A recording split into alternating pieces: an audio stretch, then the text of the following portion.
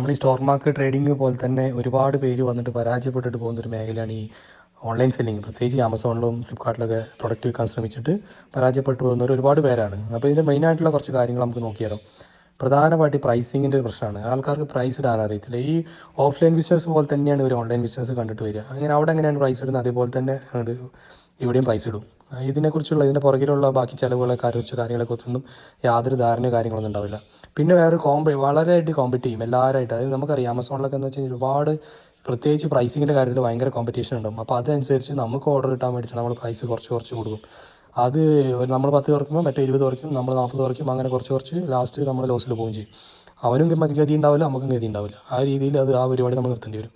പിന്നെ ക്വാളിറ്റി, നമ്മൾ വിൽക്കുന്ന സാധനം നല്ല ക്വാളിറ്റി വേണം. ഞാൻ പറഞ്ഞത് ഇതിന് ഈ ഓൺലൈൻ ആയതുകൊണ്ട് നമുക്ക് ഈ റിവ്യൂസ് റേറ്റിംഗ് ഇതൊക്കെ നോക്കിയിട്ടായിരിക്കും ആൾക്കാർ മേടിക്കുന്ന സാധനം. നമ്മൾ ഈ പുവർ ക്വാളിറ്റിയുള്ള പ്രൊഡക്റ്റ് വേണമെന്നിട്ട് ഇവിടെ വിൽക്കാൻ നോക്കി കഴിഞ്ഞ് കഴിഞ്ഞാൽ സംഭവം പരാജയപ്പെടാനാണ് സാധാരണ 100% പരാജയപ്പെടുന്ന കാര്യത്തിൽ ഒരു തർക്കവും വേണ്ട. പിന്നെ റിട്ടേൺസിന്, അതായത് നമ്മൾ ഓർഡർ വലിയ കാര്യമായിട്ടൊക്കെ വരുന്നുണ്ടാവും, പക്ഷേ റിട്ടേൺസ് വരും നമ്മളതിൽ മൈൻഡ് ആക്കില്ല.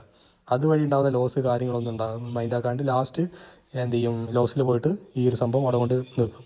പിന്നെ ഈ കോമ്പറ്റീഷൻ കാര്യം പറഞ്ഞ പോലെ തന്നെയാണ് ഈ നമ്മളെ പ്രോഡക്റ്റ് എപ്പോഴും ടോപ്പിൽ നിൽക്കാൻ വേണ്ടിയിട്ട് ഒരുപാട് പൈസ ആഡിൽ സ്പെൻഡ് ചെയ്യും. ഓർഗാനിക്കായിട്ട് അത് ടോപ്പിൽ വരുന്നുണ്ടെങ്കിൽ കൂടി ഈ സംഭവം നമ്മൾ അത്യാവശ്യം നല്ല കോമ്പറ്റീഷൻ ഉള്ളൊരിതാണെങ്കിൽ ഓവർ സ്പെൻഡ് ചെയ്തത് ആഡ്സിൽ. ഈ ആമസോൺ ഫ്ലിപ്കാർട്ട് അവർ കസ്റ്റമർ കെയറിനൊക്കെ എപ്പോഴും വിളിച്ചിട്ട് നമ്മളെ പ്രോത്സാഹിപ്പിക്കുന്ന ഒരു കാര്യമാണ് ആഡ് സ്പെൻഡ് ചെയ്യാൻ. അവരെ സംബന്ധിച്ച് അത് ലാഭമുള്ള കാര്യമാണ്. അപ്പോൾ അതും കേട്ടിട്ട് നമ്മൾ ഓവറായിട്ട് ആഡിൽ സ്പെൻഡ് ചെയ്താൽ നല്ല പണി നമുക്ക് കിട്ടും.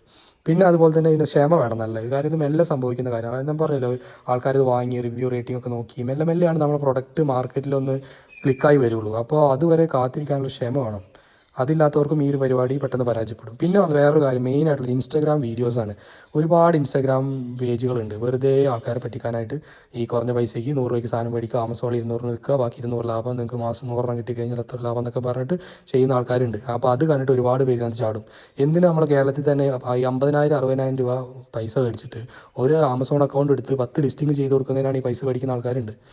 ഇത് അമേരിക്കൻ്റെ ടൂറിസ്റ്റ് വിസ എടുക്കുന്നതിന് പോലെ ആ രീതിയിലാണ്, അത്രയും വലിയ എന്തോ സംഭവമായിട്ടാണ് ഒരു ആമസോണിൻ്റെ അക്കൗണ്ട് എടുത്ത് കൊടുക്കുന്ന കാര്യം അവർ പറയുന്നത്.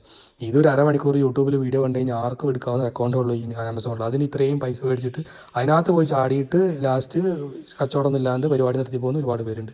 അപ്പോൾ ഇങ്ങനെ കുറച്ച് കാര്യങ്ങളൊക്കെ ശ്രദ്ധിക്കുക. ഞാൻ പറഞ്ഞല്ലോ, ഇത് കുറച്ച് മെല്ലെ ചെറുതായ രീതിയിൽ ചെയ്യുകയാണെങ്കിൽ വലിയ കുഴപ്പമൊന്നും ഇല്ലാണ്ട് മുമ്പോട്ട് പോകുന്നൊരു ബിസിനസ്സാണ്.